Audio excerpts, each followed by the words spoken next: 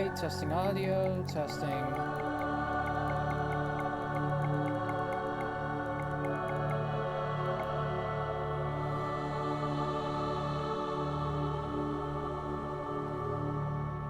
it seems to be up and working, so here I go.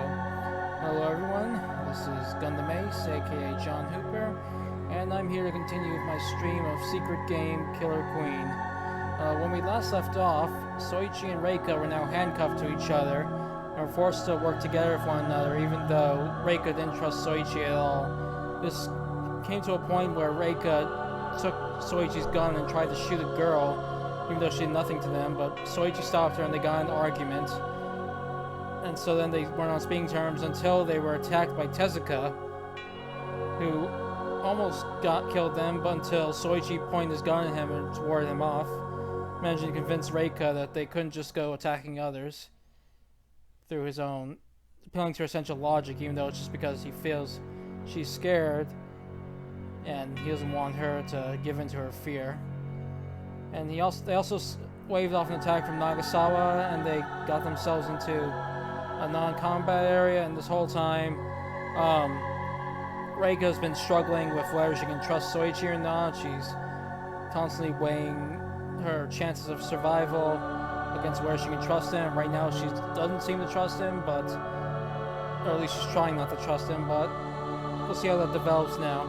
And we finished the first day, so with that we're going to start on the second day of Route 2, and here we go.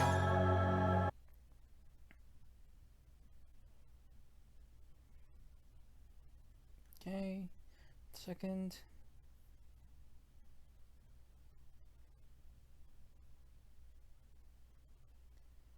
Alright, here we go.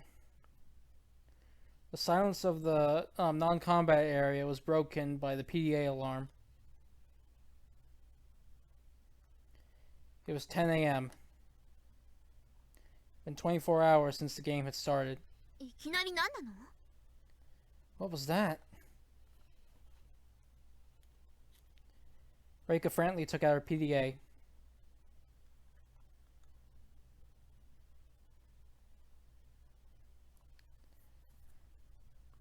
Soichi woke up from the PDA's alarm and Reika's voice. Reika? What's going on? Mitsurugi, the alarm rang.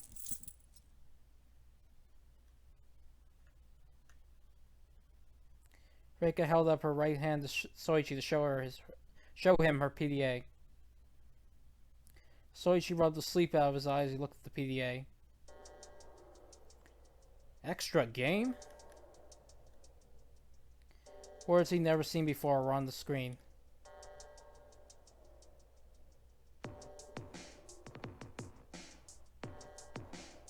Hold on a sec.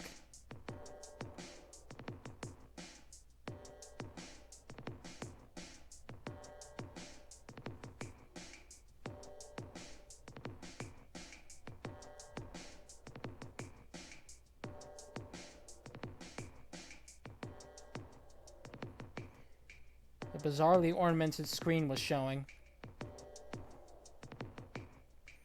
In the middle of it were the words "Extra Game" in big letters. And right below it was a square that read "Start." It seemed like something would begin if they tapped it. What is this thing? Soichi asked Reika in confusion, but she just shook her head. I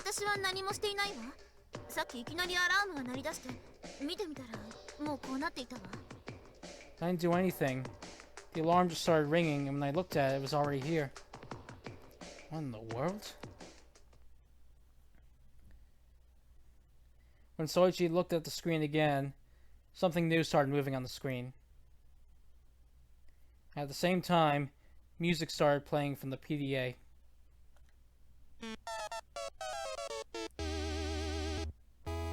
There was a small humanoid figure on the screen.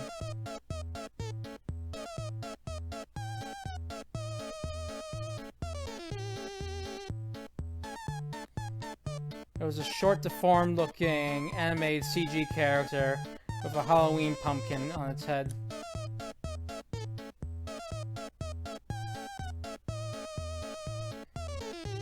Strange thing stepped in tune with the music playing, then turned to the center of the screen. It then pointed straight at the start button.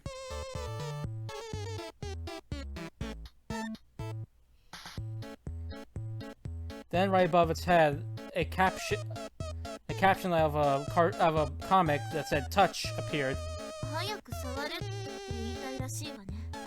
Looks like it's telling us to hurry up and press it. Yeah, it looks that way. Think it's okay?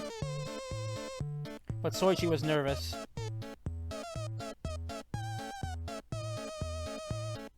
From what he'd seen up so far, nothing good had come from touching this thing.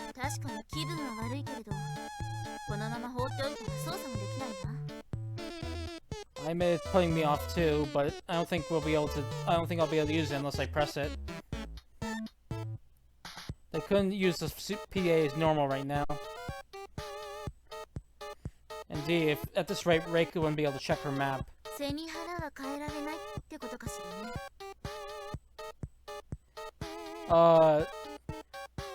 It appeared to start random. All I saw was that Reika's PDA started beeping, and then these words "extra game" appear along this weird pumpkin-like thing appear on the screen. So no apparent trigger, from what we can tell. Well, gotta take a loss to get some gain. Reika tapped the screen, and when she did, the screen changed big time.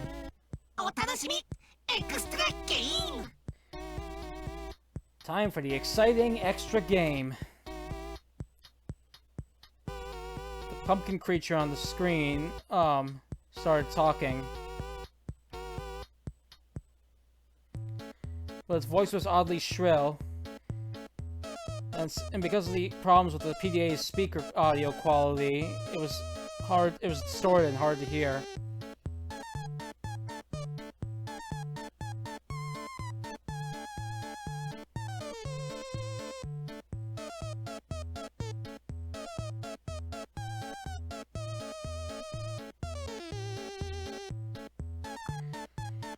The pumpkin's voice became words that appear on the screen, as if for some sort of deliberate effect.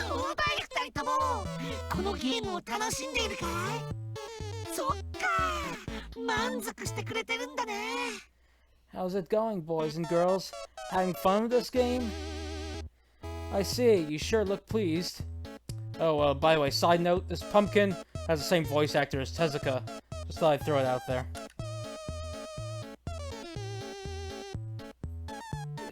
One sec.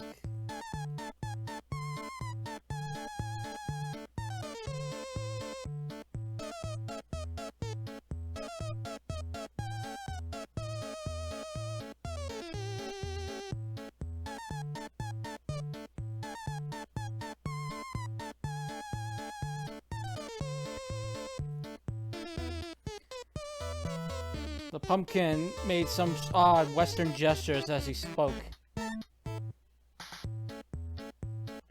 Soichi and Reika stared at the screen, bewildered by his completely unexpected turn of events.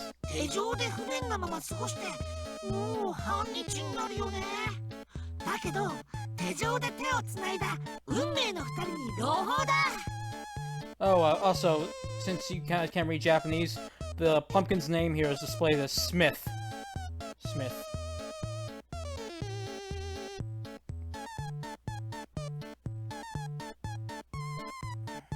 Alright, here I continue. You guys have been stuck half a day, burdened by those handcuffs, eh? But I have some good news for you, you fated pair. Good news? What was this guy talking about?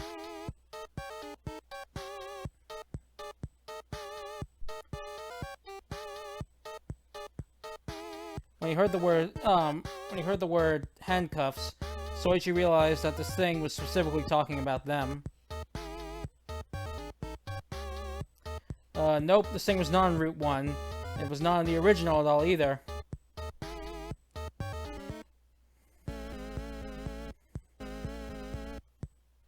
were going to call him Monosmith, but apparently some other guy wanted to take that name, part of that name, so they decided to save it. Anyway, jokes aside, no matter how flashy the thing it looked and how ridiculous it seemed like it had something very important to say.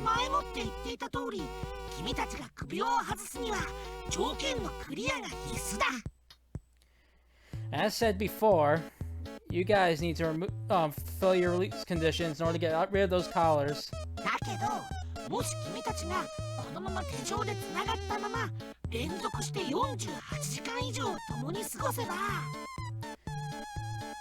However, if you guys stay handcuffed and continue moving around together for 48 hours,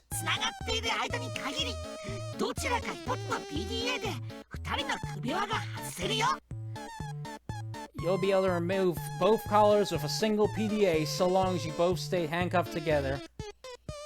What? Soichi couldn't believe what the pumpkin had said.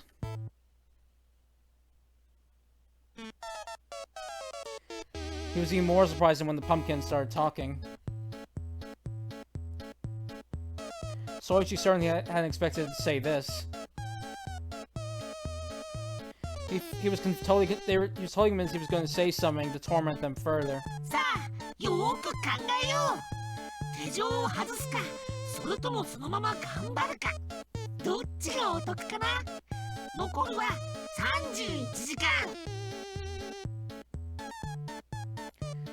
Now, think about it carefully.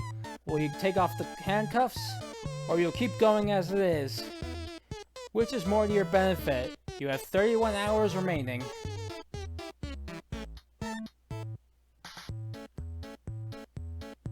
However, the shock Reika felt this time could not be compared to Soichi's. What the hell is this? Reika looked down at her handcuffs for a second, then to Soichi's face. Soichi was staring at the PDA in surprise. He had no idea what Reika was possibly thinking.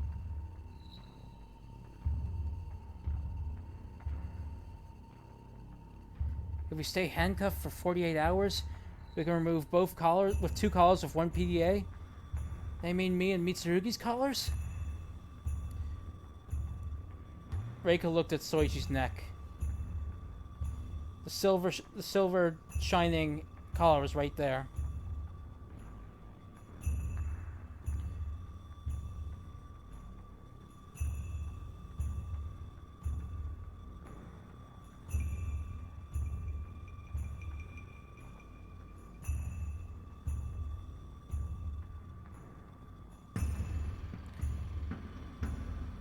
That can remove the collar. So that means if we stay handcuffed, then as long as we fulfill one of our conditions, that'll be enough. But Mitsurugi's PDA is...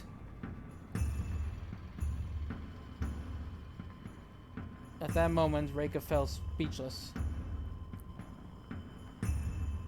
She looked back and forth between her hand and Soichi's.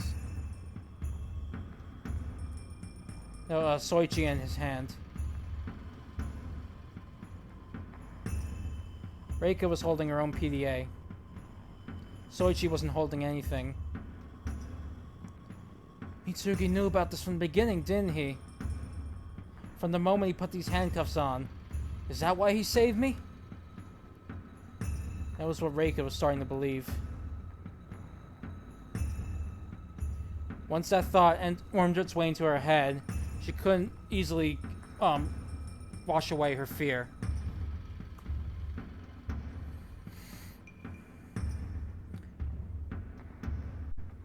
She appeared worried that even the surprise Soichi was showing his face right now was all calculated.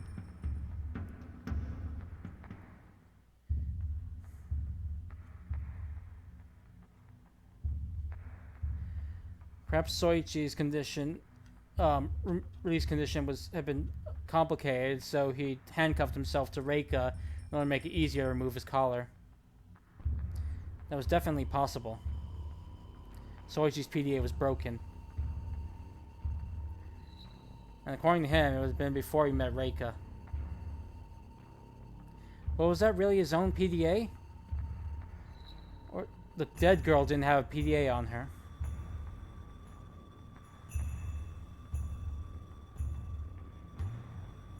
He'd stolen it, broken it, and shown it to Reika.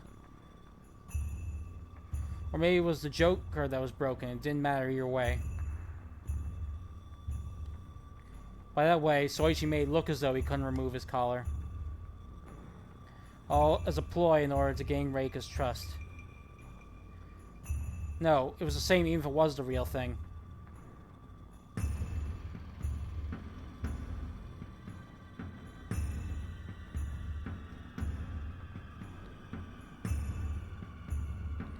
If he'd known about the handcuffs from the beginning, and Soichi should have thought there was, no way to remove his collar of his PDA. So even if he destroyed the PDA, it was fine.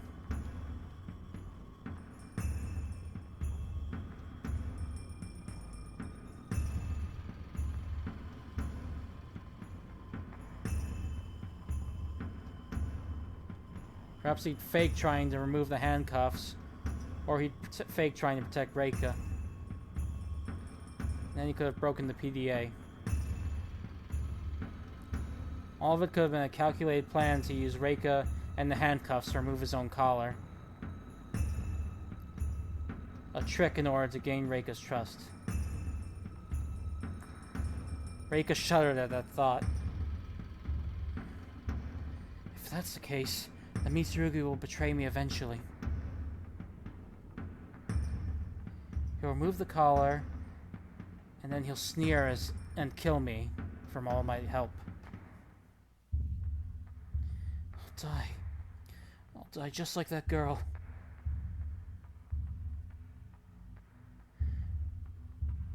The buds of trust she'd begun to sprout for Soichi were nipped right away. At that moment, Reika viewed Soichi Mitsurugi as an enemy more dangerous than any other.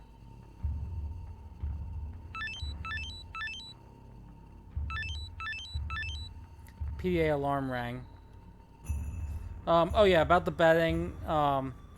Yeah, second death is when you'll have the chance to bet. I'll let one of you guys have the chance to bet in game, but yeah, we'll see if we get to the second death in this stream. Honestly, I've forgotten when the second death happens in this route. Anyway, so the PA alarm rang. This was twice this time.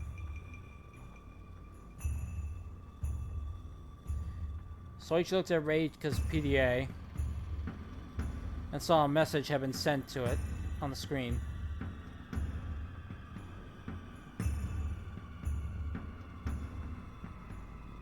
Hold on a second.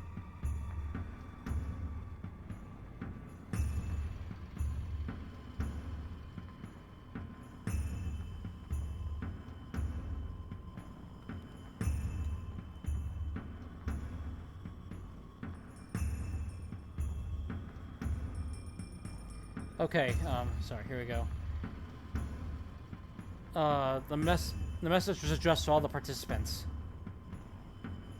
Probably been sent to all 13 PDAs. Before long, the screen automatically changed to the message contents. To all participants, a bonus stage has begun. There are 2 participants who are handcuffed together and can't get them off.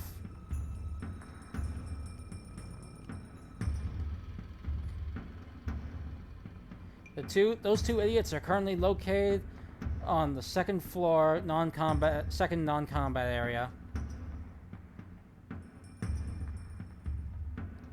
Right by the barricaded stairwell on the northwest side. If you want to go after them, now's your shot.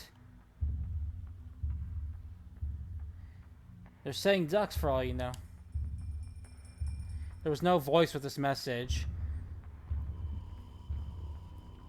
But the atmosphere from the contents brought back to mind the pumpkin thing. The senses had the same sort of disgusting cheer to them. What the hell? So this is what they were after all along? Soichi was dumbfounded when he finished reading the message.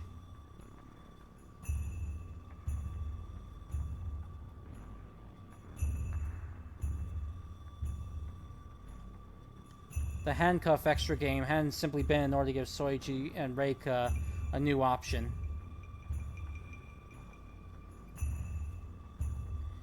It also meant to make them an easy target for their other players. Reika, let's move! If we stay here, then Nagasawa and that man are going to come right after us. No, maybe not just them. Even if the non-combat area was safe,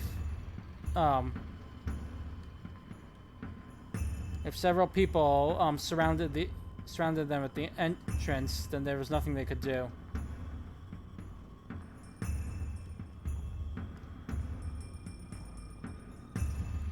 Though they wouldn't be able to take it out right away, they couldn't leave the room either. It wasn't like yesterday where they managed to shake off Nagasawa.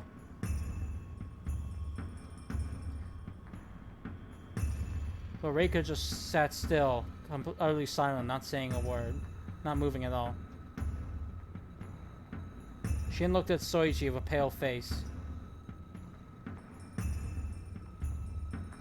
A look of total fear, unlike any Soichi had seen before, was on Reika's face. Reika! Soichi stood up and took Reika's hand. Soichi was panicking. That message had been sent to everyone. And any opportunist nearby would become gunning for Soichi and Reika sooner or later.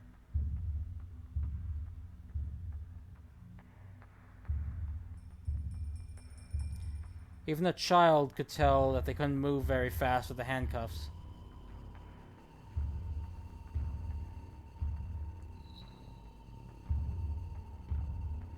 Furthermore, it was a chance to obtain 2 PDAs and 2 collars at the same time.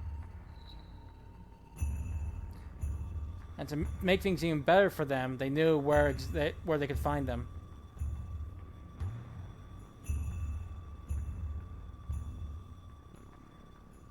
There was no way that man and Nagasawa would overlook this chance. No!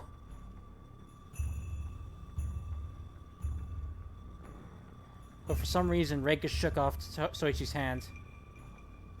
Her face was warped with fear. Reika? Confused by why she did that, Soichi looked at his hand and then at Reika.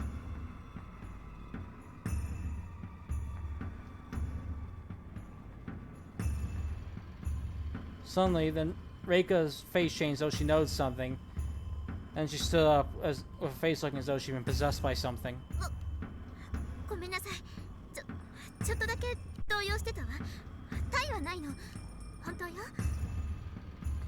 I'm sorry.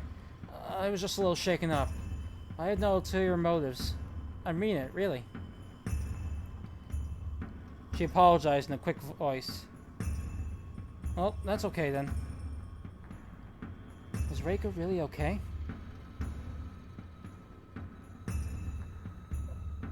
Soichi, not knowing what Reika was thinking deep down, was worried about her.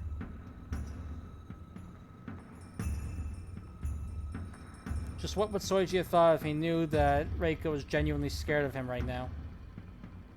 And we need to get out of here right away. Before we lose our chance. Yes, you're right. Soichi didn't know this.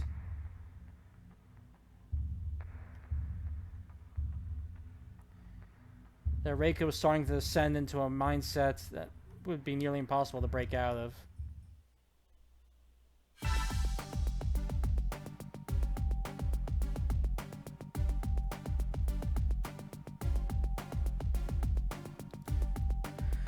Perhaps because they moved quickly, Soichi and Reika were able to get out of the non-combat area and the block that was in before they came across anyone.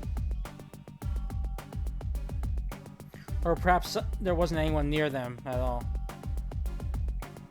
It was certainly plausible of a building this big.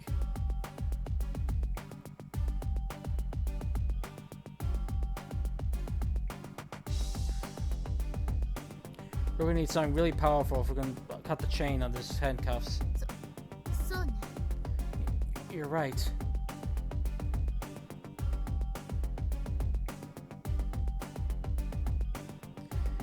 If we had a diamond cutter or something like that, that'd get the job done for sure. But we probably don't have something like that lying around here. Yeah. Soichi stuck his hand into a box and tried looking to see if there's anything he could use. This was a storeroom a fair distance away from the non-combat area. Once they confirmed that they were safe for the time being, Soichi and Reika decided their first course of action would be to look for something that could remove the handcuffs.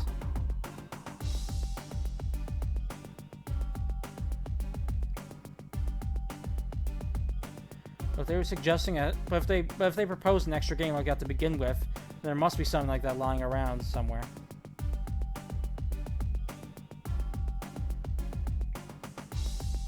Soichi didn't consider that there might not be a tool to remove the handcuffs around.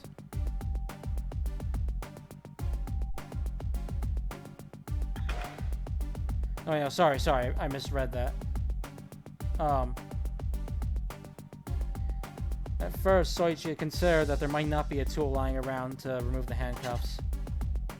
Once he saw the additional rule in the extra game, he banned that thought.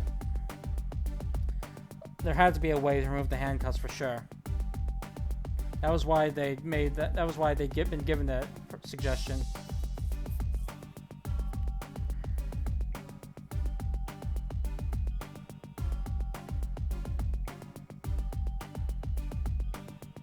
Otherwise, we would have gone through all the trouble to send that bonus game to all the other players.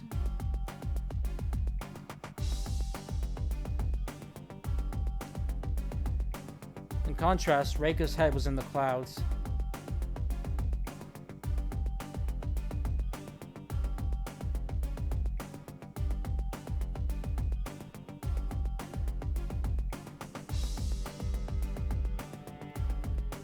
She looked lost in thought, and her face was frozen in fear.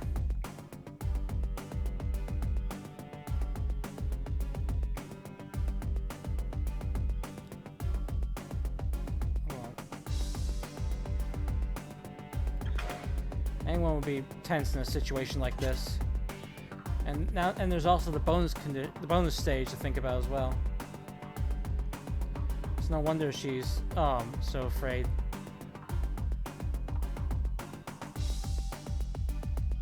Soichi could tell that she was feeling uneasy, but he didn't realize that her fear was aimed right at him. Just then, Soichi found something strange in the box. What's this plastic box thing? Soichi found the plastic box the size of a matchbox. There were two of them. They had metal ports poking out of them, like the kind of memory cards reminding Soichi of the kind of memory cards they put into computers or digital cameras. But the ports were thin and small.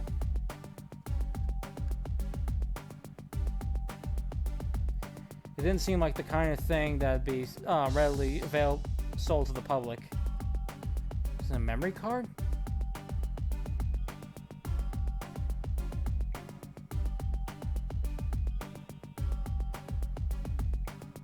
That thought came to Soichi as he continued to study it.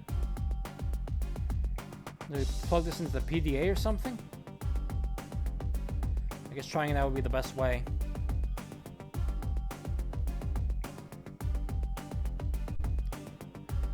Yeah, Soichi realizes that cutting the handcuffs was signing his death warrant, but you're forgetting he doesn't care, remember? He doesn't care if he dies. He doesn't care about winning. He doesn't care about his own survival.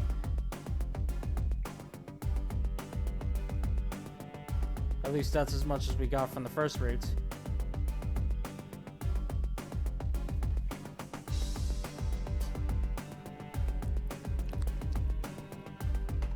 So yeah, Soichi would prioritize keeping Reika alive more than him winning. So that's why he's like that, because you know the extra game would just help him out in the end. Reika could still fulfill her condition even though he doesn't know what it is at this point without the extra game. So he doesn't need to play along with it. He just needs to make sure Reika survives. Anyway, continuing.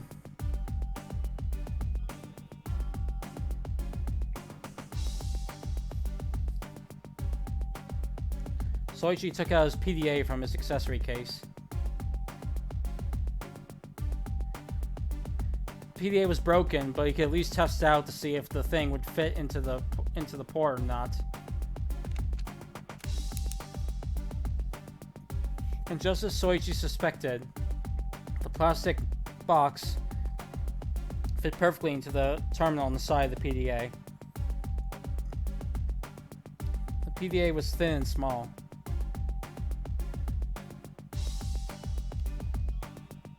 That was why the box was also small. It really does fit in this terminal. Wait, this is... It was then that Soichi noticed there were English words written on the box.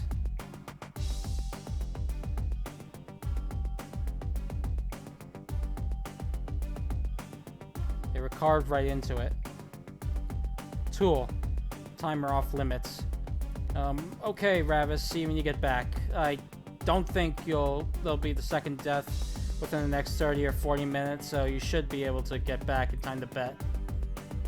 I'll sum up what happened. I'll just save right here, just remember. Tool, timer off limits. Tool, map air duct. Timer off limit and a map of the air ducts?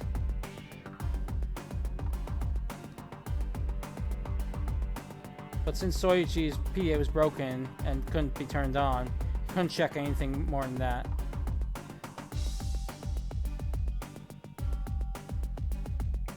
Hey Reika, it looks like you can put these into PDAs.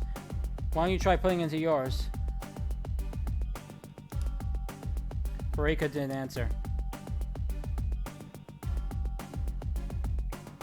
She kept glancing down uneasily, not noticing a word, not hearing a word Soichi said.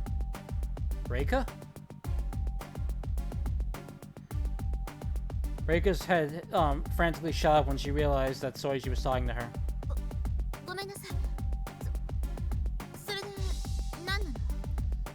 I'm sorry. So, what is it? But she quickly turned her face away from Soichi. It seems this small box can be plugged into can be used in a PDA. Well, mine is broken, so it won't work there. So I was thinking we could try it on yours. What do you think?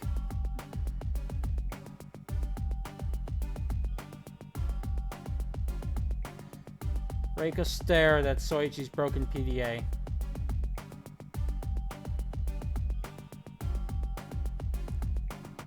The moment you saw it, even Soichi could tell that her face was tense. What's wrong, Reika? Does it have something to do with this? Soichi looked at his own PDA. The screen was cracked and it wouldn't turn on. It shouldn't have been of any use anymore. Soichi couldn't understand why she made that kind of expression when she saw that thing.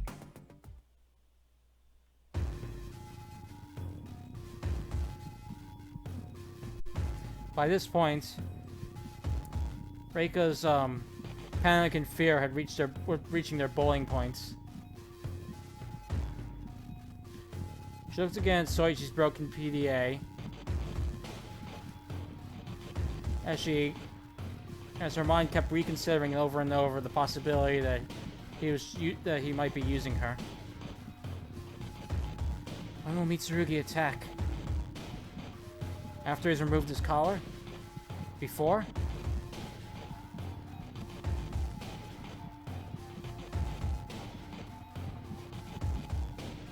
Or will he threaten me with the gun once we find something that looks like he can take off the handcuffs?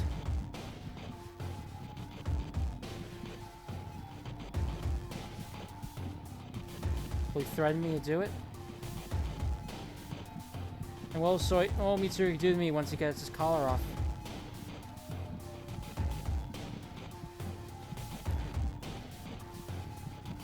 Terror was reigning in her head.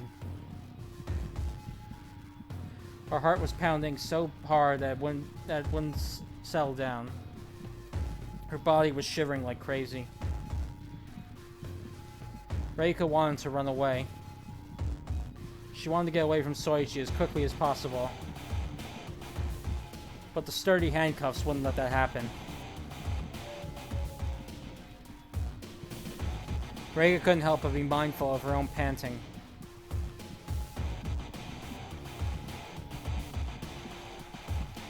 She was worried that Soichi would know something was up if he realized he was breathing so fast.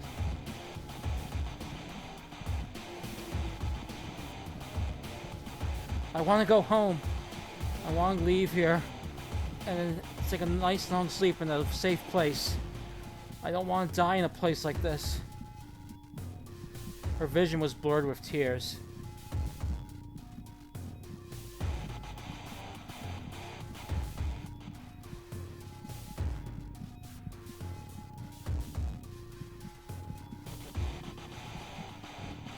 Hold on a second.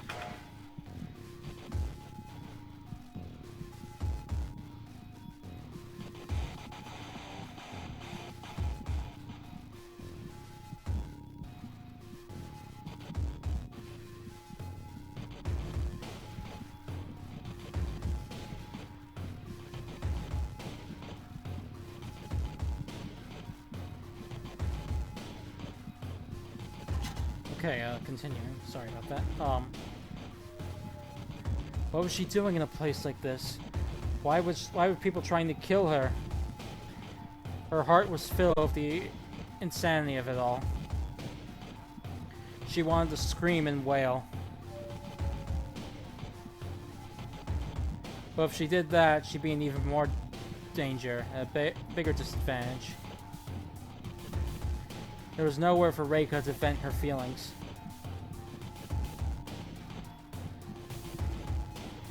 That's why she felt like she was going to burst apart from the feelings welling up inside her.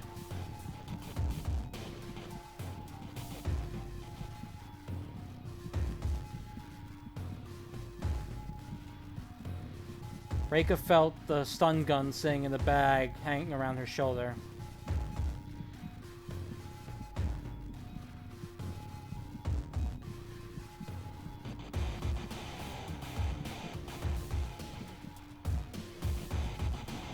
Even through the bag's leather, she could feel the weight of the hard plastic stun gun through the bag.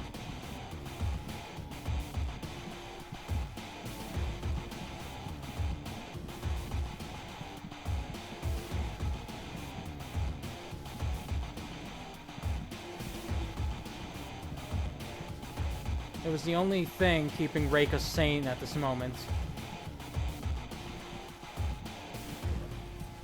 Then I have to use the scent.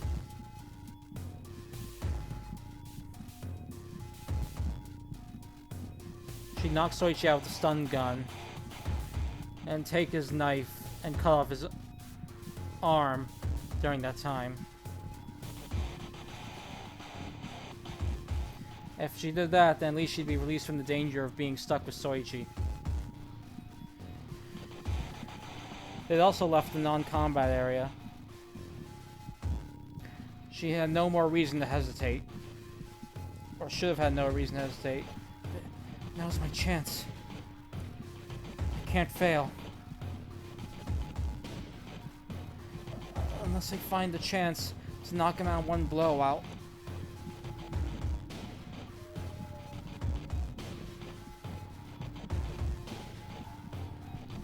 Reika hardened her resolve to cut ties with Soichi once and for all.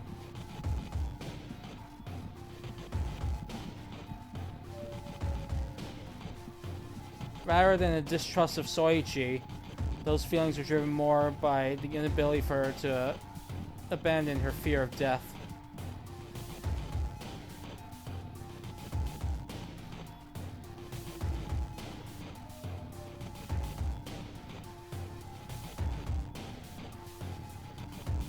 So this one shows how much time is left until the current floor becomes a forbidden area. And this one shows a map of the air ducts. I can't tell if these are helpful or not, though. Thanks, Reika.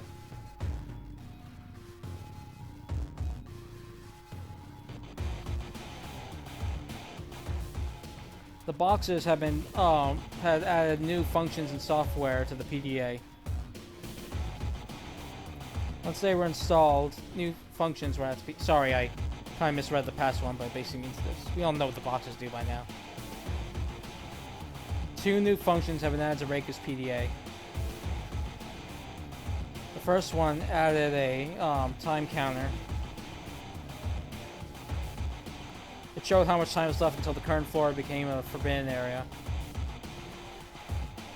Currently, they had 11 hours and 12 minutes left. In other words, after that time was passed, the second floor would become a forbidden area. The second function showed a map of the air ducts.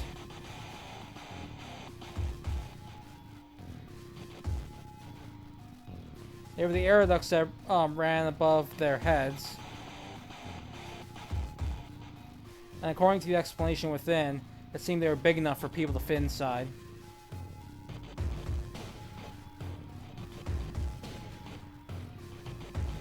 It didn't look like something that would be all too useful, but at the very least they now had the option to move around the air ducts.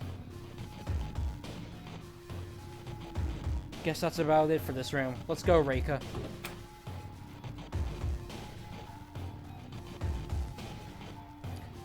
Soichi pushed open the door to the hallway without waiting for Reika's response.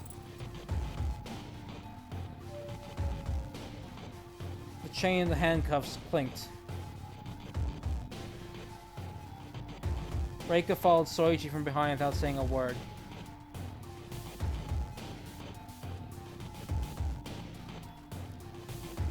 She stuck her left hand into her bag. She was grasping on what lay within. No one's there, are they? Soichi stuck his head out and checked the hallways to be safe. Reika stared at Soichi's back as she pulled out the black lump inside her bag. Can I do it now? Reika gripped the plastic lump in her hands as she watched Soichi. Stun gun was there. It was her only weapon and her only means of sanity at this point. She slowly pointed the stun gun at Soichi's back. Alright, now turn it on. All I have to do now is push it against Soichi, press the button, and... However... Soichi gasped as he stared at the hallway. Reika's body jolted and she hastily put the stun gun away. Crap! Reika! I saw Nagasawa! Reika then hid the stun gun behind her back. And I also saw him. That guy's there too.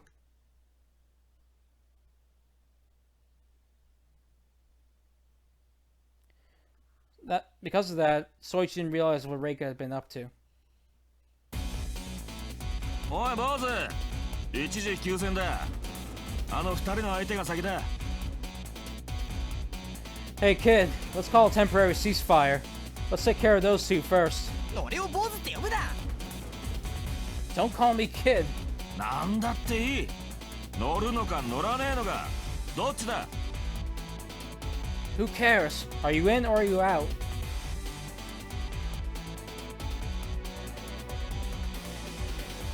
it was Tezuka and Nagasawa, the first ones who had shown up to the challenge. Wait, hold on a second. No, oh, sorry, misread that. I totally misread that. At first, Tezuka and Nagasawa have been ready to face off against each other. Once they spotted Soichi and Reika, they stopped moving. お前と戦うのは後だってできる。だからあの二人を殺せるなら乗ってもいい。 I can always kill you later. But if I can kill those two now, then I'm totally in. 上等だ。俺は奴らの首輪にしか興味はねえ。好きに殺せ。 Perfect. I'm only interested in their collars. Kill them however you like. 休戦はあの二人を殺すまでだからな。 The ceasefire only lasts until we kill them, until those two are dead, right? 俺が奴らの首輪を作動させるまでにしろ。 Wait until I activate their collars first. 乗った。 You got it. いい答えだ。 Now that's a good answer.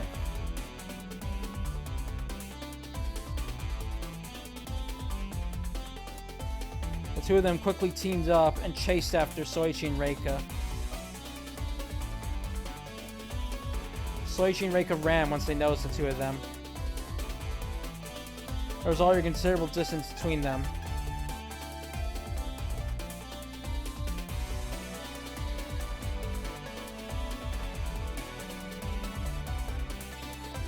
But since they had to match up to Reika's pace, they weren't going that fast. It would only be a matter of time before their pursuers caught up to them. しかしあいつら、なんだって手錠なんてしてるんだか。 Why the hell are those guys handcuffed anyway? Tezuka looked confused as he ran alongside Nagasawa.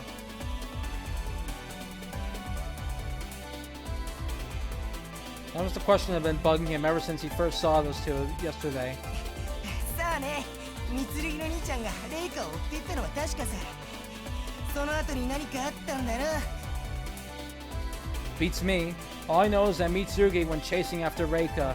I don't know what happened after that.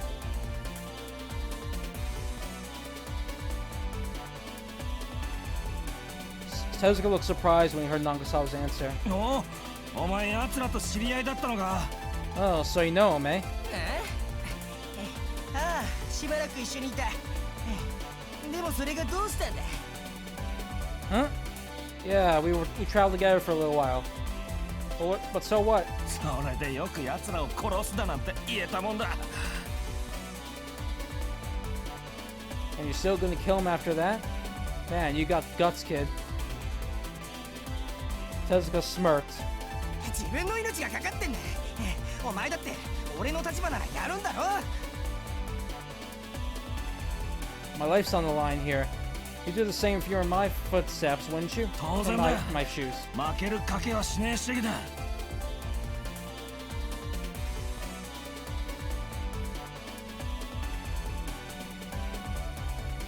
Damn straight. I don't pick a fight I know I can't win. なら聞くなよ。こんなこと。 And don't even bother asking. Nagasawa laughed. 妙な具合になってきやがったぜ。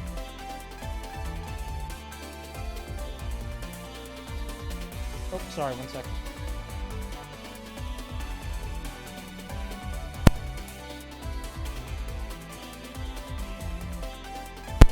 Okay, back.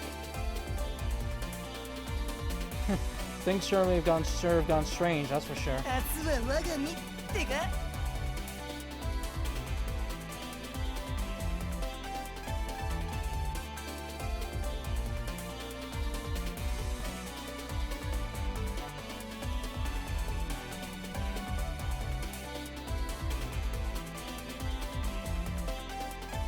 Okay,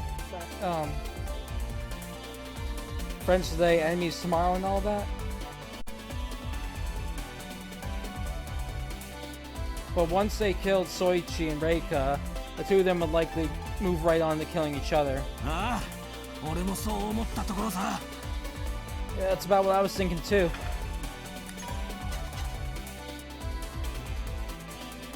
The two of them laughed loudly as they pursued Soichi and Reika. There they are! They're coming right for us! Soichi shouted. Reika glanced behind her as she ran.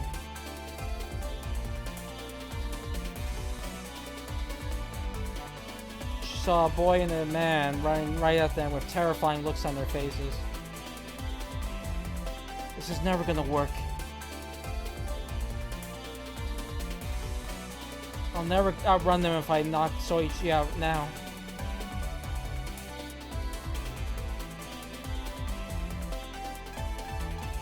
Reika gripped the stun gun she was hiding as she thought that.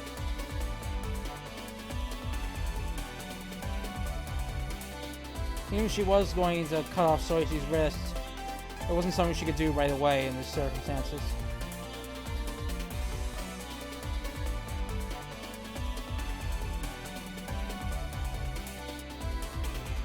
If she did a poor job of taking care of him, then his pursuers would catch right up to her.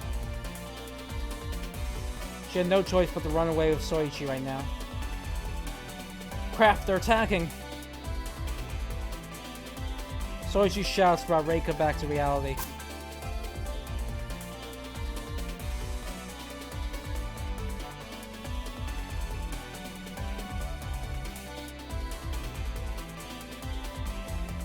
And before Reika could turn around, a crossbow arrow was headed straight for the two of them. Ugh. The arrow grazed Soichi's face.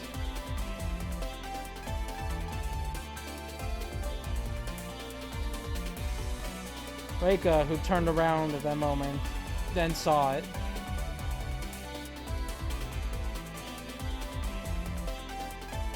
The arrow hadn't hit either of them, but its tail feathers had touched Soichi's cheek. It cut his cheek, and blood poured down from it.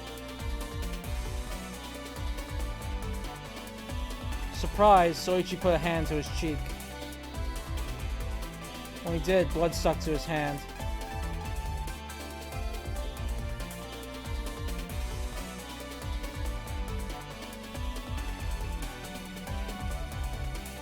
It was probably difficult for an amateur to hit someone running from this distance.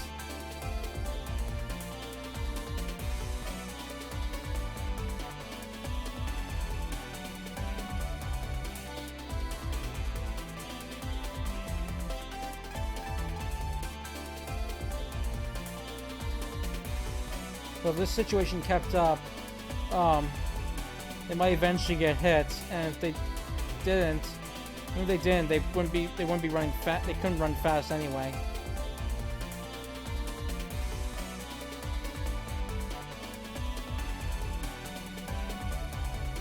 The arrow that had just been fired at them had slowed them down considerably already.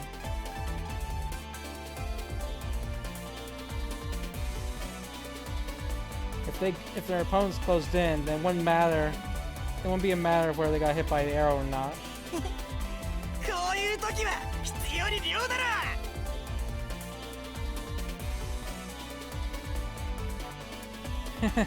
Quantity outweighs quality in this situation. Nagasawa shouted.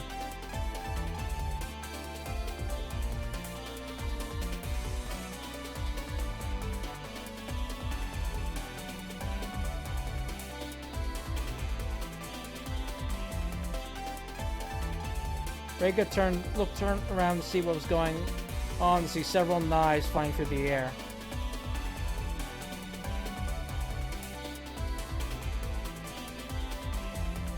It seemed they had been designed as throwing knives from the beginning, as they were heading straight for Soichi and Reika without deviating.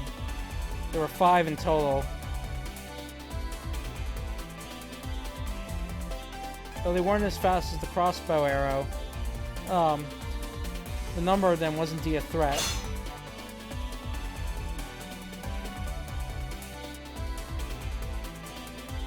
The first 2 missed Soichi and Reika and hit the wall near them.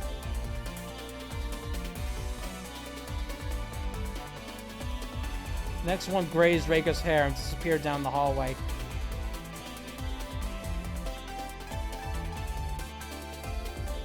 When he saw it, Soichi realized that they were being attacked by knives. And as for the last two,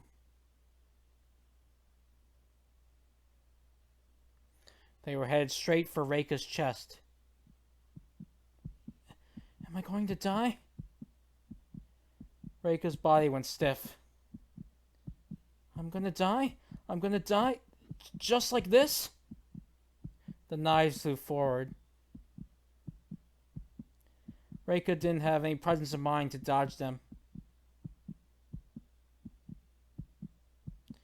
All she could do was stare blankly at the knives flying straight towards her chest.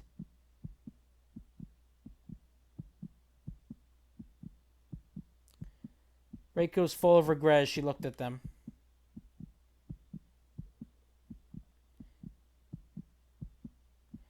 Maybe I made the wrong choice when I fell into that trap door.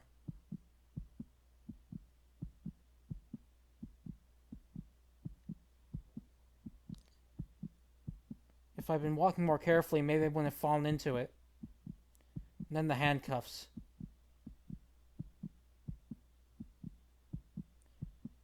She wouldn't have gotten caught up in them either.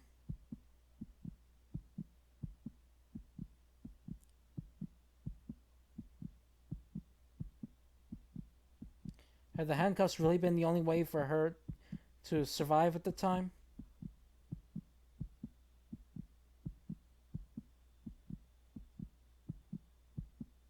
She'd lost her cool in the face of that desperate situation.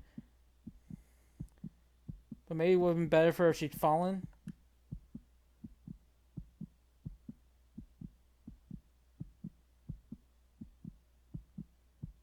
And why had Soichi left her alone all this time?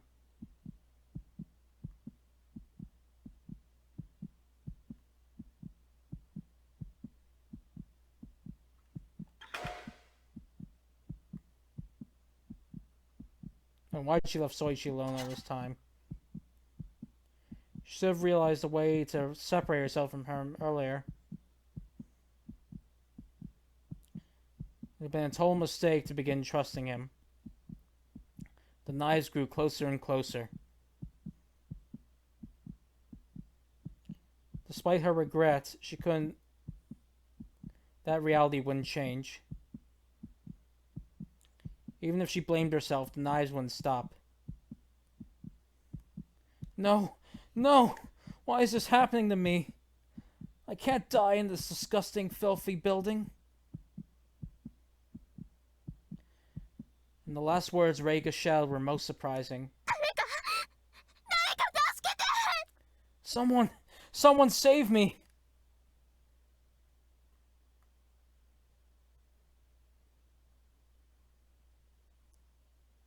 At the bitter end, her last words begged for someone to save her.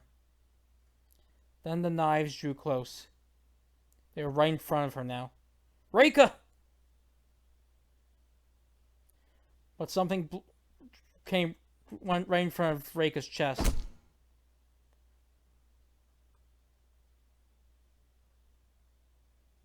By the time Reika realized that it was Soichi's right arm, it had been pierced by the knives.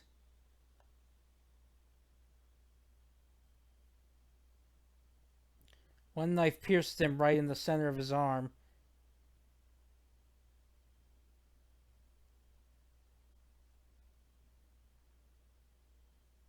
While the other one tore off a chunk of his flesh on his arm. At this point, the knives grazed Reika's skirt and left small cuts in them. He'd literally been in the nick of time. The knives that had been about to kill Reika had been blocked by Soichi's arm.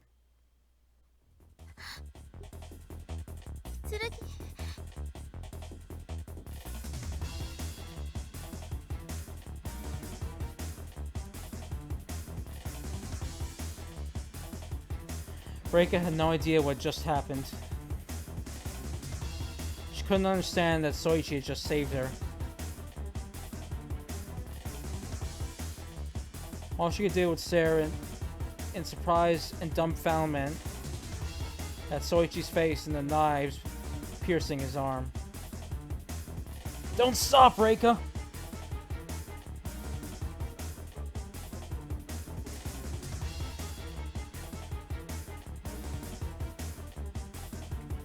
Soichi then tried to defend Reika of that arm and then tried to drag her down even further.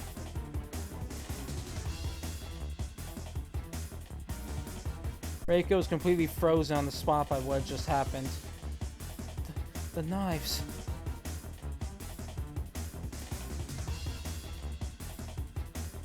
Because he was holding her like that, the knives piercing Soichi's arm.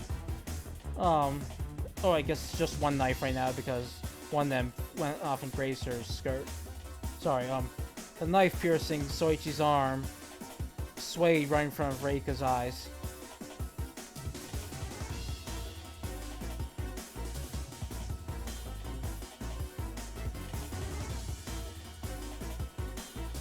The knife in the middle of that was piercing the center of his arm was halfway buried into it, and there was blood gushing right out of the wounds. Why?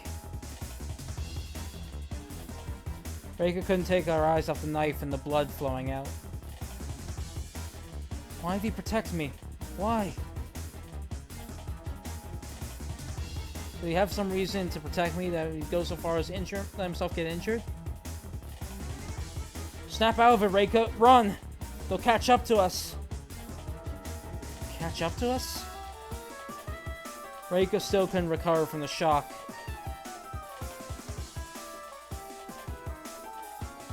She was completely blanking out from the situation she was being put in right now. At this point, all she could think about was Soichi.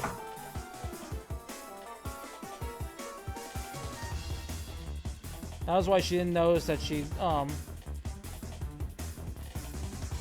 stepped into something deep. Ah!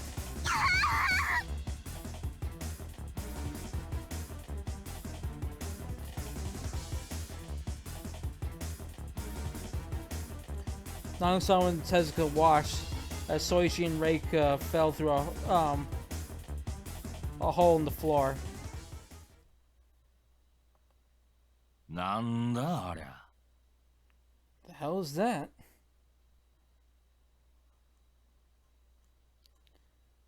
Tezuka had been pointing his crossbow right at Soichi, said that in surprise. He lowered the crossbow as he looked down the hole. 罠だな。 A trap. 罠 A trap?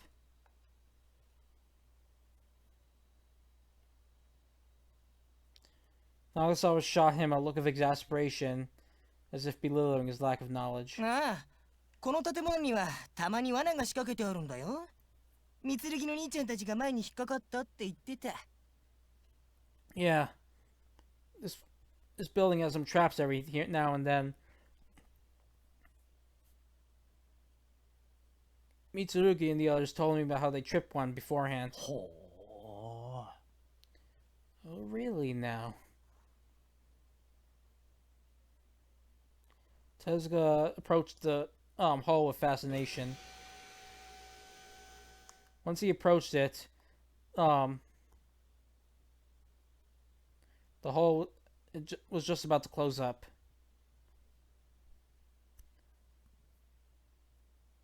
It seemed the floor was set to automatically open and close. 生きてやがるな。 They were alive. The trapdoor closed slowly. So you could see Soichi and Reika below that.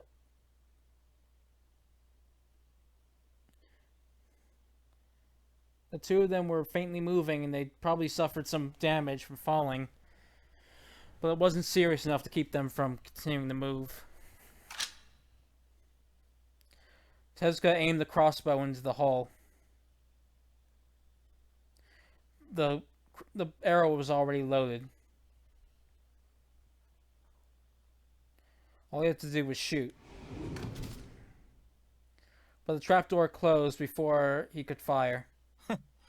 運のいいやつらだ。Lucky bastards. Tezuka lowered the crossbow again. さあ、どうだかね。I wonder about that. Nagasawa came over. He stood right next to Tezuka and looked at the closed hole. Tezuka immediately understood what Nagasawa was implying. 1階が侵入禁止になるまではまだ1時間ある。少なくとも1時間寿命は伸びたさ。There's still another hour left until the first floor becomes a forbidden area. Well, at the very least, they managed to live an hour longer. あとは三剣の兄ちゃんたちの体力次第ってことかね。Guess the rest depends on their stamina.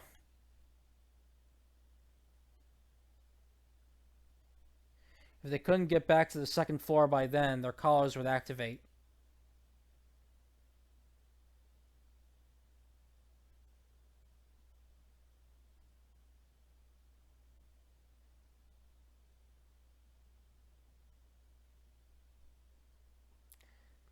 It'd help me out a lot more if they didn't manage to make it. Tezuka thought that. だけど面白い罠だよね、これ。But this is one hell of an interesting trap, huh? Nagasawa stared at the floor with wonder. He was like a kid who'd been given a new toy. 時間によって罠の性質が変わるんだ。最初は人間を分断するだけの効果しかない。The nature of the trap changes depending on the timing. At first, the only effect it would have is just getting people's ways. No, just separating people. しかし今みたいなタイミングだと死ぬ可能性が出てくる。そして最終的には落ちただけで死ぬ。But right now, at this kind of timing, now there's a chance of them dying. And if it had been even later, they would have been dead for sure just from falling. 首輪とルールと仕掛けの組み合わせ。てかそいつは確かに興味深い話だな。So the collars, the rules, and the traps all come together, huh? It's indeed a very interesting concept.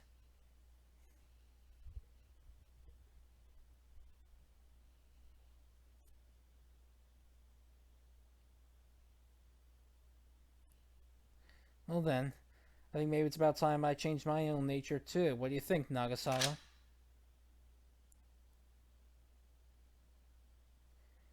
Tezuka then tightened his grip around the crossbow.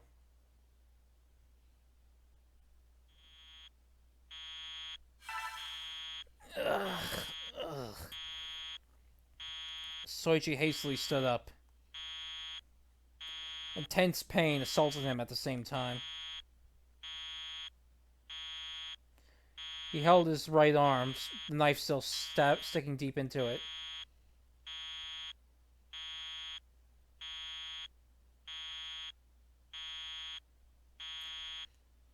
They'd suddenly fallen right into that trap door, but fortunately there'd been a thick mat lying at the bottom, so their bodies hadn't gotten damaged from the fall.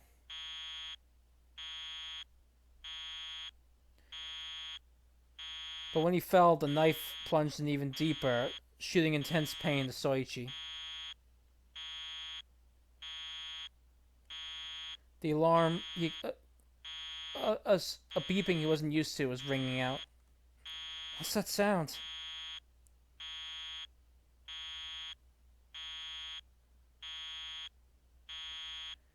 Soichi looked around to find the sound was coming from Reika's bag, who was lying right next to him.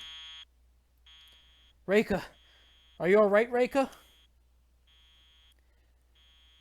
But Soichi's only concern was Reika at the moment. He shook Reika with both his hands.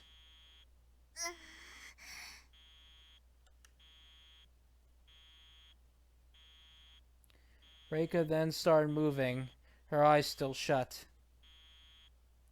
They quickly opened and looked up at Soichi. Are you alright, Reika?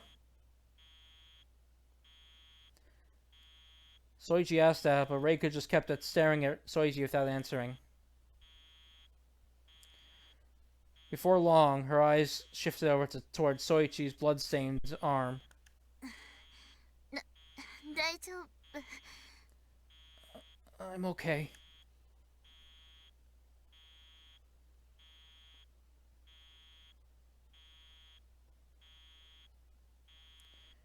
Reika then finally answered, and grabbed at her right wrist with her left hand.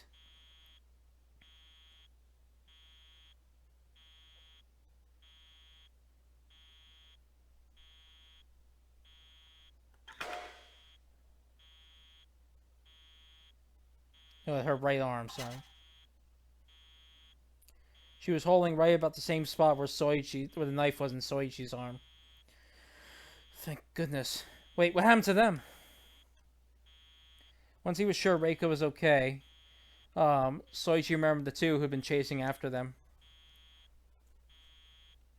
He looked around him in a hurry, then back up at the ceiling. At last, they're gone? The trapdoor closed up? The hole that should have been in the ceiling was gone.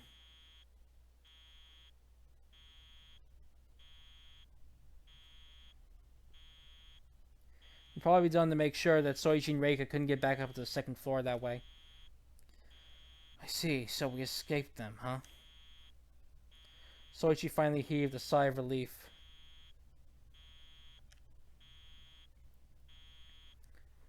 They'd shaken off their enemies, and Reika was alright. They'd managed to survive.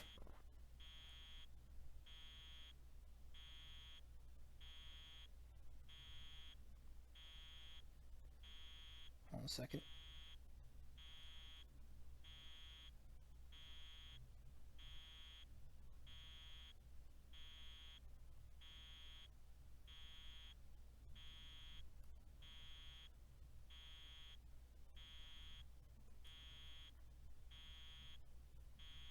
Alright, back. Here we go. Crap, I'm a little lightheaded. It was probably due to the blood loss, exhaustion, and relief. Alright, I'm gonna take... You're taking a quick... Be back in a minute, or I'm just gonna take a quick drink break then. Be right back.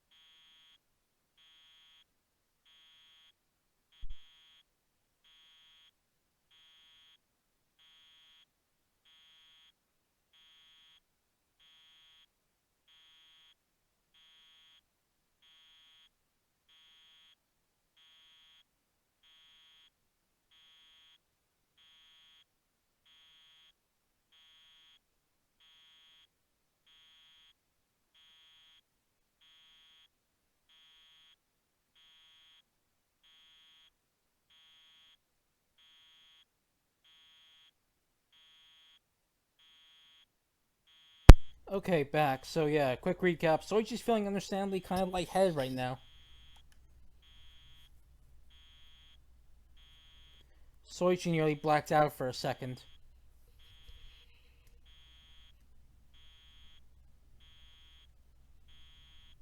But Soichi managed to keep himself awake by slapping his head several times. Hmm?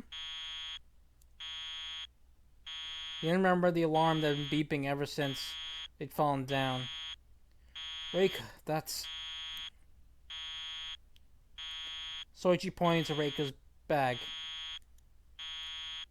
The ring was coming from there.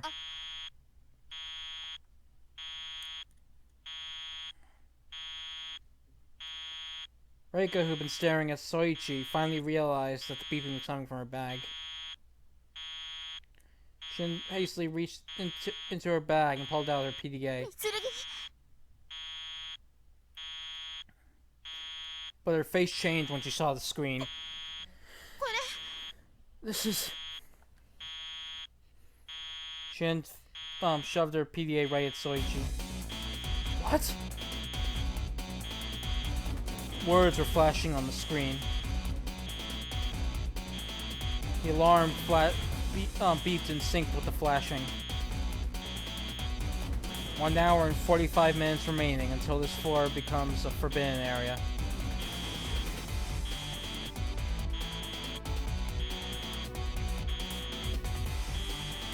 A new challenge had been given to Soichi and Reika before they even had time to calm down. Reika, how much time do we have left?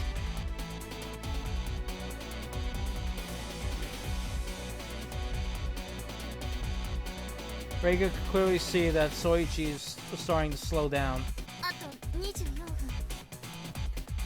24 minutes left. At first he had energy to spare, but the more time they spent without treating his wounds, the slower he got.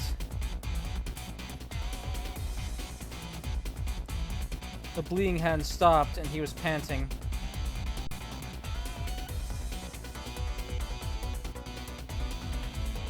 Sweat rose to his brow, and his face warped with agony from time to time.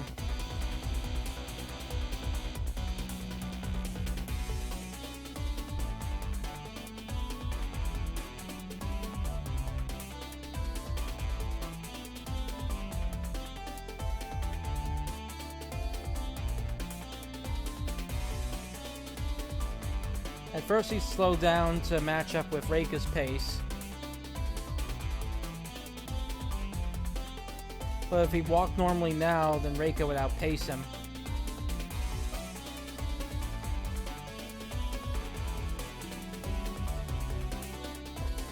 Having to deliberately slow himself down was also wearing away at Soichi. I see. Looks like we'll make it just in time then. Soichi wiped the sweat off his brow. The two of them had fallen somewhere deep in the first floor.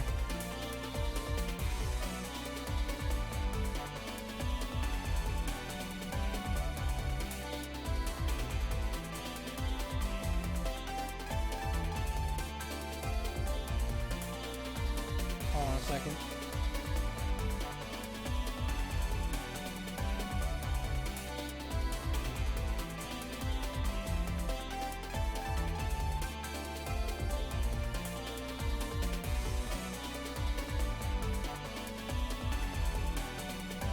Okay, got it.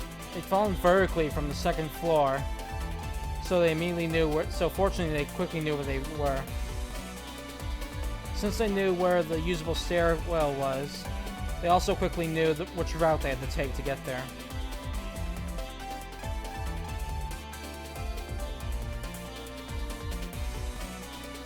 But judging from the amount of time remaining, if they did manage to make it to the second floor, it'd only be by the skin of their teeth at that distance.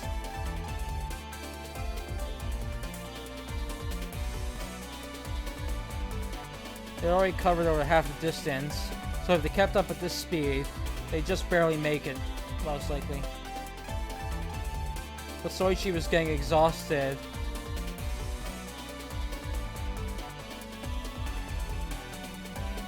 And if they got caught in the trap, they wouldn't make it for sure.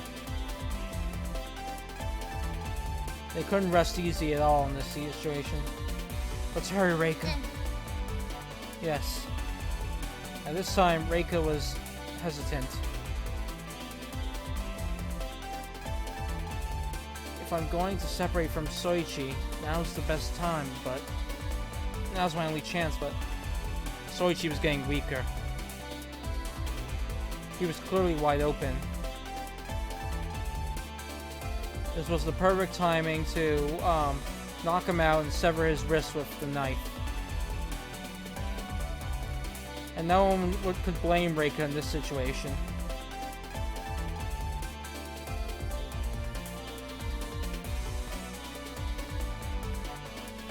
There's clearly a possibility that she'd die with him at this rate.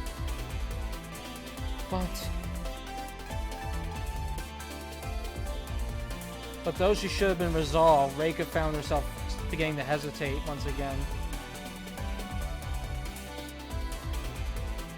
The reason was because of the knife sticking out of Soichi's arm.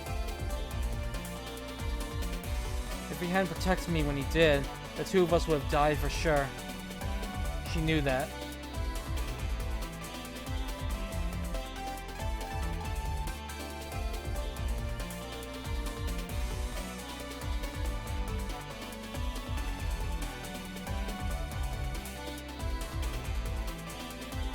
But could he have done that so quickly? Could he have possibly prepared to go that far? Was this boy a monster who'd planned out that far? Who could possibly plan that far ahead?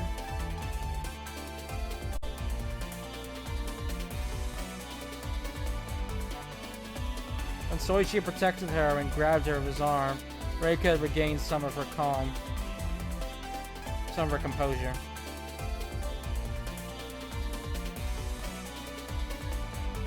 The fact their enemies were far away from them had contributed to that as well.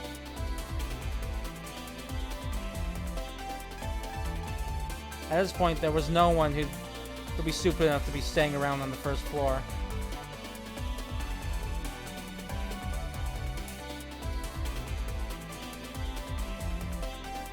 But if Soichi slows down anymore, we really will both die together. That was also a cause for concern. Even if Soichi didn't intend on harming Reika, if his stamina faded away, it'd be basically the same thing.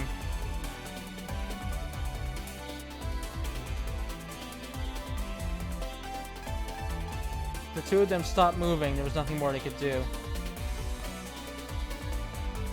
Reika would be forced to make a choice at that moment. She would have to decide between dying with Soichi or cutting off his wrist so she alone could survive. Reika, please listen to me. At that moment, Soichi raised his head.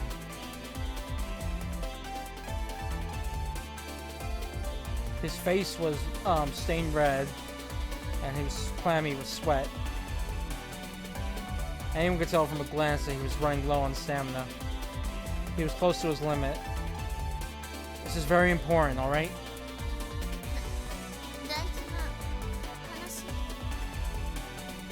Important?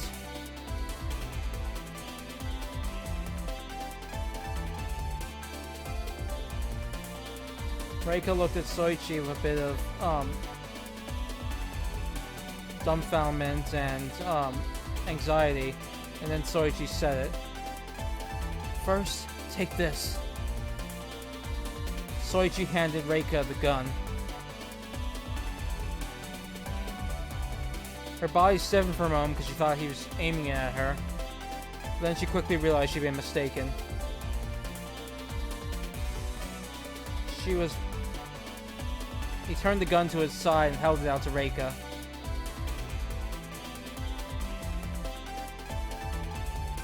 The gun was faintly stained in Soichi's blood. It was because he pulled out of his injured right hand. If an enemy comes by, please use this. I can't shoot as I am right now. His arm was wounded and his stamina was faded. He could barely walk, he could barely stand straight.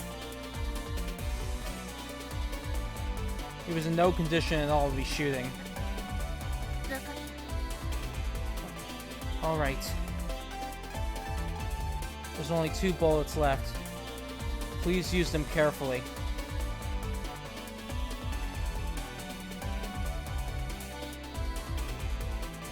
Reika had taken the gun before when she tried to shoot that girl.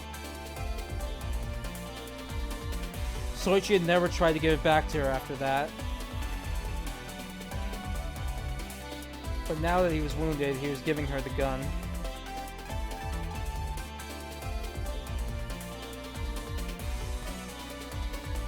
In Reika's eyes, that must have taken a large amount of resolve.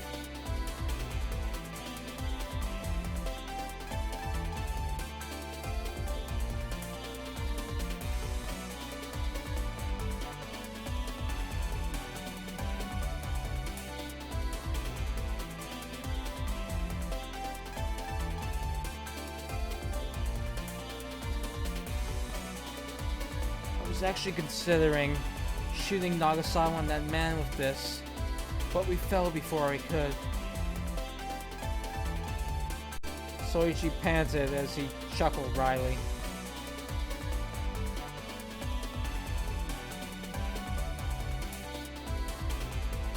He moved his right hand again as he laughed, and he took out the knife from its sheath from the back of his waist. Also, take this. Soichi then gave Reika the knife.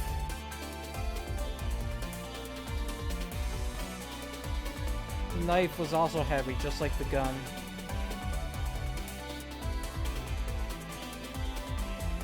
Just holding it made her feel nervous. But what shocked Reika most was what Soichi said next. If I stop moving, use this to cut off my wrist and save yourself, please. Reika's heart leapt. Mitsurugi? Reika was stunned, speechless. For Soichi said what had been on her mind the whole time.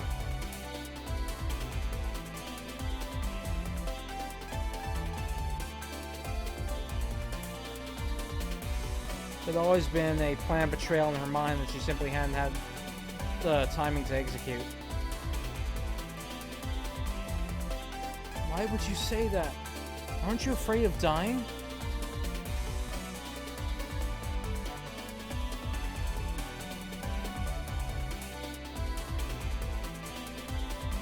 It'll take time if you hesitate. You need to be ready for it when you do, if you do it, Reika. You got that? Reika couldn't answer. She couldn't understand the person in front of her. Reika, I don't think I can go home much longer. Just cut off my wrist and go. Please. もう遅いわ。残り1分を切ったもの。今からじゃ到底間に合わない。走りなさい、ソイチ。今だけでいいんだから。It's too late for that. We only have a minute left. Won't make it in time if I do that. Run, Soichi. Now's our only chance. The second floor stairwell was right in front of Soichi and Reika. But Soichi had long since hit his limit. He was on the verge of falling unconscious, and was taking all his effort just to stand.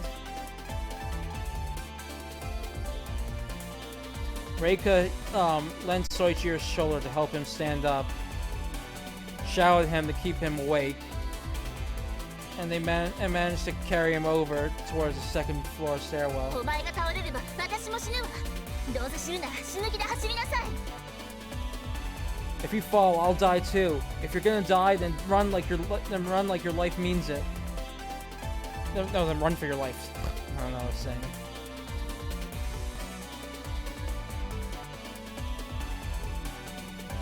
Reika was no longer considering that Soichi might be tricking her. Not even Reika could imagine anyone would go this far for an act. That posed a new question to Reika.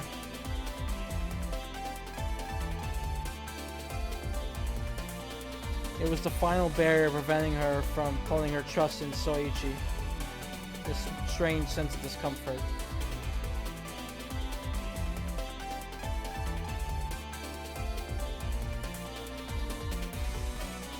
Ever since she met him, Soichi had shown no signs of being afraid of his own death.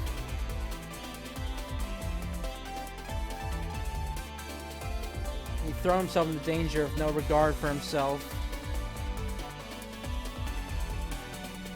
and given himself to when others were in danger.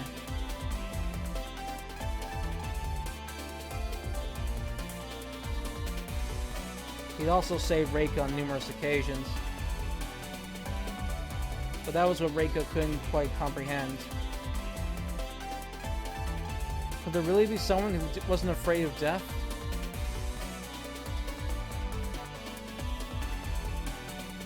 Was there really someone out there who would do stuff like that without anything to gain? In the end, Reika couldn't sympathize with Soichi.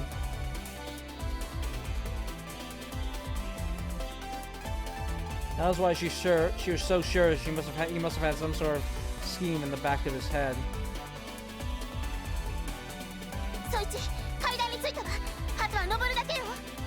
Soichi, you've reached the stairwell. All that's left is to climb up. Soichi was no longer in a state to answer Reika. He probably didn't even hear her. It was a miracle he was even still standing. Why are you going so far? Now, how can you go so far?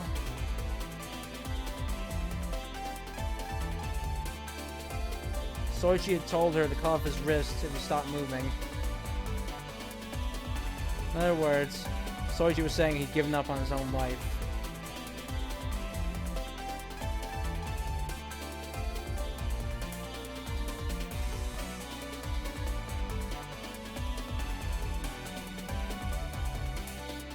So she wasn't pushing Soichi forward for her own life now.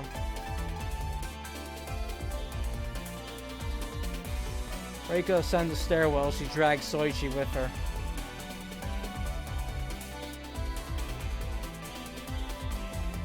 Compared to all the agony he was facing, this physical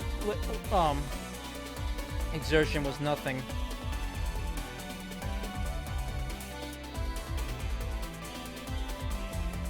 Reika could feel her body welling with power. And why am I trying so hard?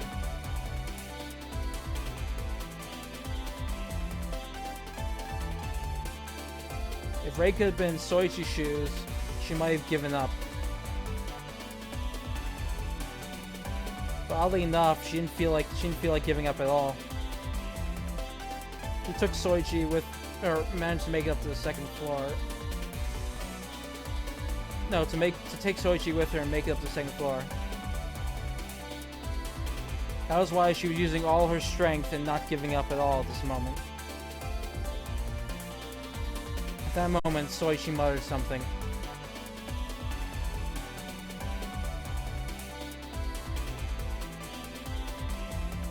There was a rambling that came out of his fading mind. Huh?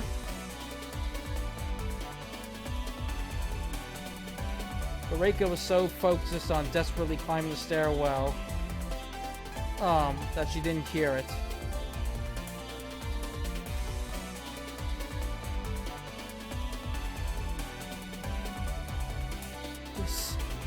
This time, I'll protect you. This time I'll protect you?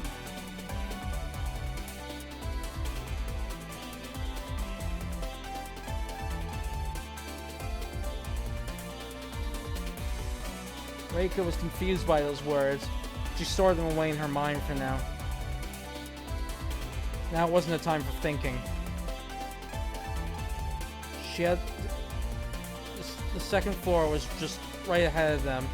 She had to keep going. I'll be at the second floor in just a little bit. Keep going, Soichi. Reika called out to Soichi as he staggered.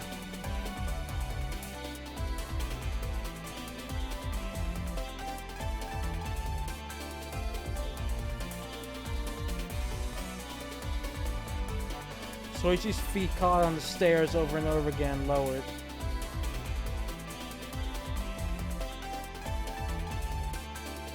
He no longer even had the strength to lift his own legs. Just 2 more steps. Walk, Soichi. They only had 15 seconds left. But if Soichi didn't raise his feet, they wouldn't make it. What do I do? There's just 2 more steps left. Just a few dozen centimeters left. Reika was panicking. They were out of time. But Soichi, almost out of time, but Soichi couldn't move anymore. They just had to he couldn't climb up the last 2 steps. That's right. There's just 2 more left.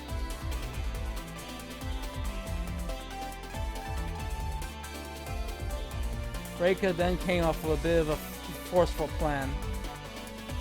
This is my only chance. I'm sorry about this, Soichi. First, she got around Soichi as he staggered, and thrust him forward as far as she could.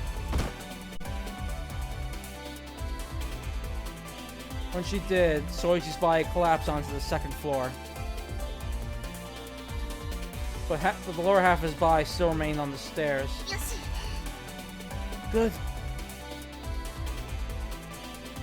Reika went up to the second floor herself and grabbed Soichi's left hand. Here we go! She then tugged on Soichi's body with all her might.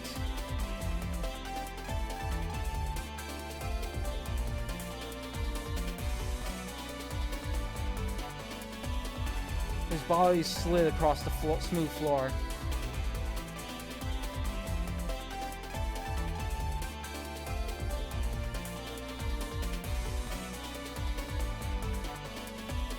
Reika didn't even pay attention to all the dust that was rising up from the actions.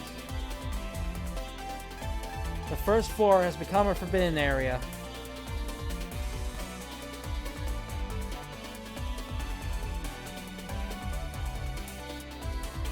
By the time, so when the PDA alarm had rang and announced that, Soichi's body was had completely reached the second floor.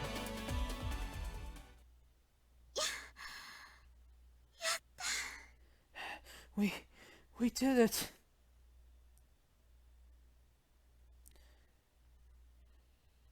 Reika panted as she collapsed to the ground.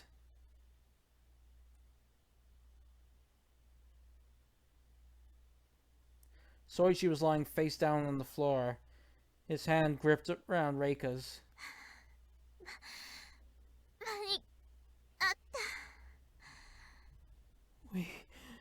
We made it in time.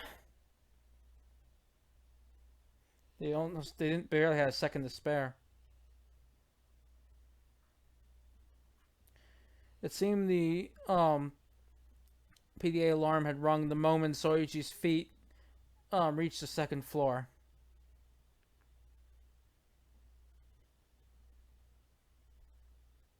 Since they just barely made it, Reika checked Soichi's collar several times.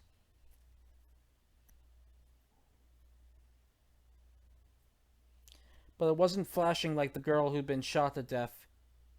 His collar hadn't activated. 本当に苦労させてくれるわお前は You really know how to put someone to work, don't you? Reika found herself smiling. Just then, Soichi's eyes moved and looked at Reika's face. But his vision was blurry, and it seemed he was barely even conscious. ソイチ大丈夫 Soichi, are you okay? Hey, it's been a while. What an odd place to see you again, eh? It's been a while? What's he saying? Paying no heed to Reika's confusion, Soichi continued speaking. Besides, I'm the one who should be asking you that. Are you alright? Soichi tried to lift his right hand, but since it was injured, he couldn't lift it up in the end. So he tried to lift his left hand instead. But since he was holding Reika's hand with it, once he realized he was holding Reika's hand with it, Soichi's hand went limp. 大丈夫よ I'm alright. Is Soichi confusing me for someone else, perhaps?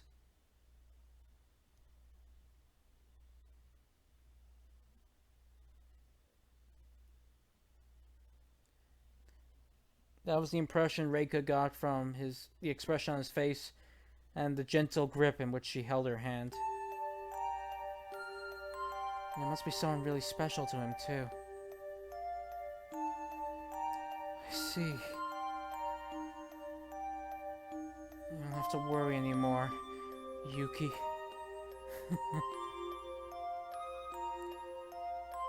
Reika nodded, and Soichi, smiled with joy, laughed with joy. Yuki. So that must be her name, huh? You're okay now.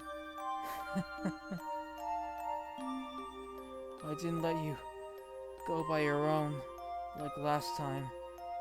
I protected you. I protected you. So... Soichi then gripped Reika's hand tight and smiled at her.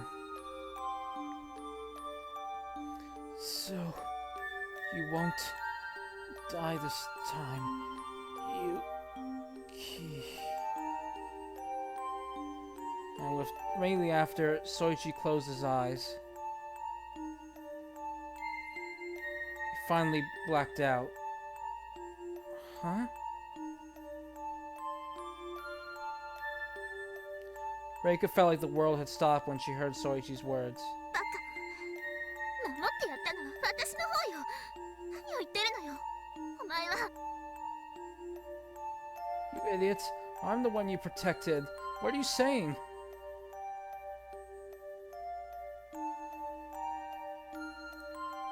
Hold on a second. No, you idiot! I'm the one who protected you. What are you even saying? Sorry about that. Reika shouted at Soichi. Tears were pouring out of her eyes. They kept growing in number.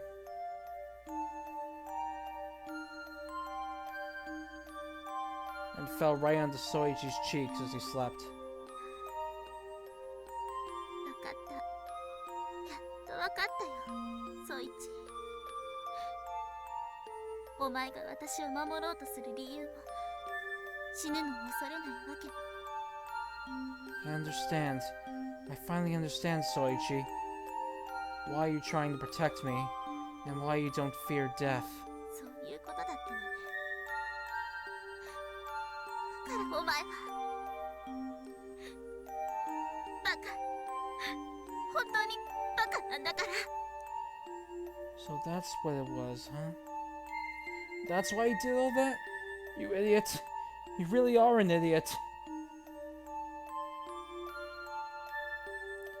Reika unconsciously brought her hands to her mouth.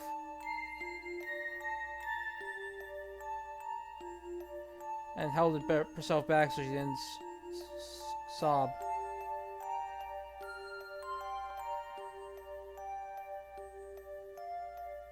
Reika, I can't go back on my own. Soichi had once told her that.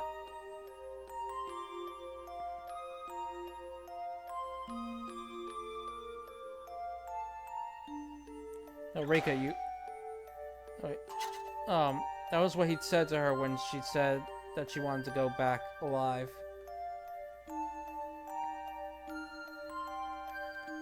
I'm sure that Soichi couldn't save this Yuki girl.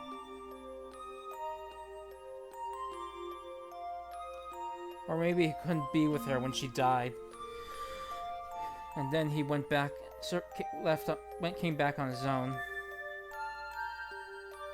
But because of that, he couldn't go back to his old life.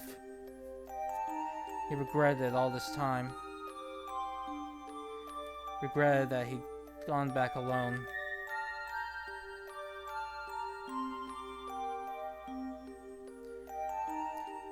Using her free left hand, Reiko wiped the tears that had fallen from her onto Soichi's cheek. だから私を守る。だから命も欲しくない。守れなかったから。ずっと後悔したから。That's why you're protecting me. That's why you don't value your life. Because you regret not being able to protect her all this time. 生きて帰っただけじゃずっと苦しかったから。だから結城さんを守れなかった代わりに私を助けようとしてくれているのね。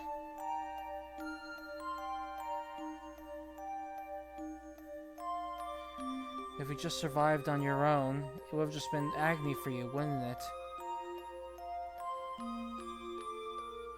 So you tried to help me in order to make up for not being able to protect that Yuki girl, didn't you? 少しでも辛い気持ちを和らげるために。 So you could ease your suffering a little.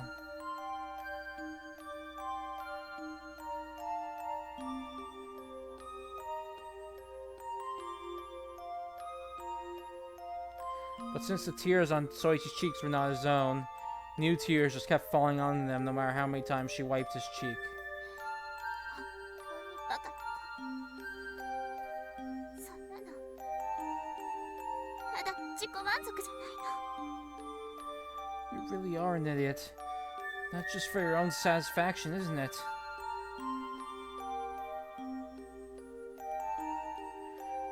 Reika then wrapped her arms around Soichi's head. でも本当にバカなの私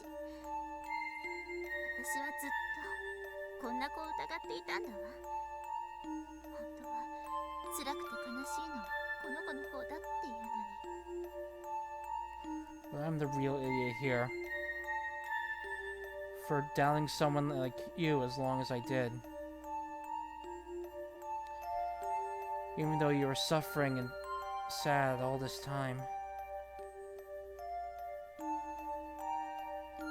Reika, going back alone didn't work out for me. そしてだからこそ私には誰も傷つけさせなかった。 And that's why you wouldn't let me hurt anyone. 生きて帰っただけじゃダメだからその後にきっと後悔するから。そんなことをしてしまったらずっと一人で後悔するって知っていたから。 Because it wasn't enough just to survive and get back alone. Survive and get back alive. Because I'd come to regret afterwards for sure. Because you knew I'd regret it for the rest of my life if I did that. Soichi had been against it anytime Reika had tried to attack someone.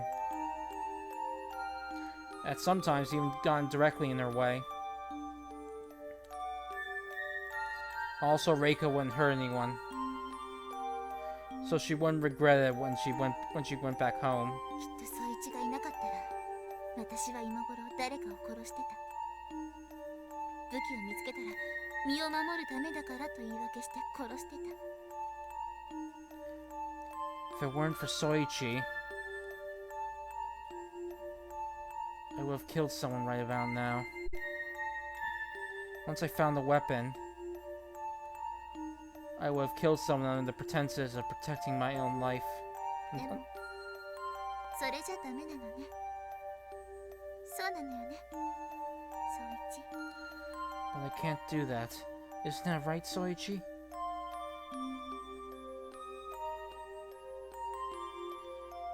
Even if she killed someone to return home, she'd definitely remember that. How they looked when they died, their voice, and their face. And their body.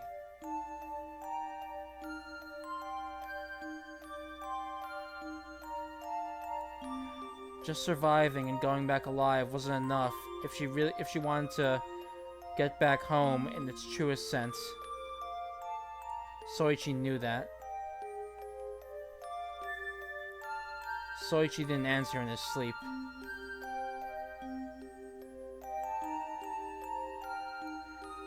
Once Reika saw the smile on his face as he slept, she felt like she said the right thing. So she embraced Soichi once again. ありがとう、宗一。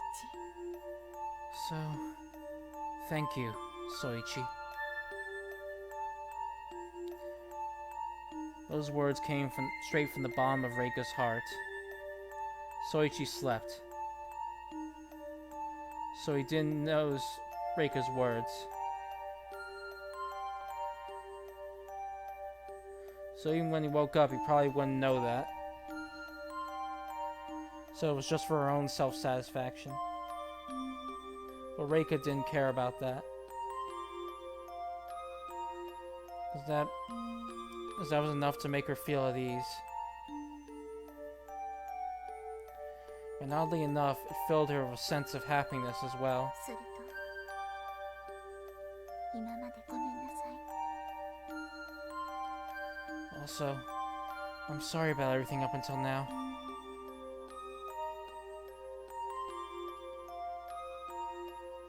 Reika could believe now. Just like she could believe that the sun rose in the east.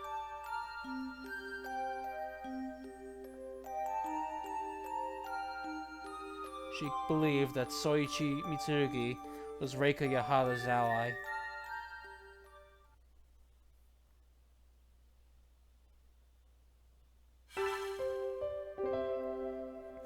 Okay, I think this is going to be a good cutoff point for now, because it's almost been 2 hours, and a lot of stuff's happened, and that was a pretty big scene to end off on, so I think this will be it. So yeah, a lot of paranoia, a lot of fighting, and a lot of desperate situations, but in the end, it seems that Soichi has finally gained Reika's trust, so we'll see how that starts to affect things from this point onward. I'll probably pick this up again at 8 p.m. tomorrow, same time as always, but again, if anything comes up, I'll let you know. So until then, I'll see you later.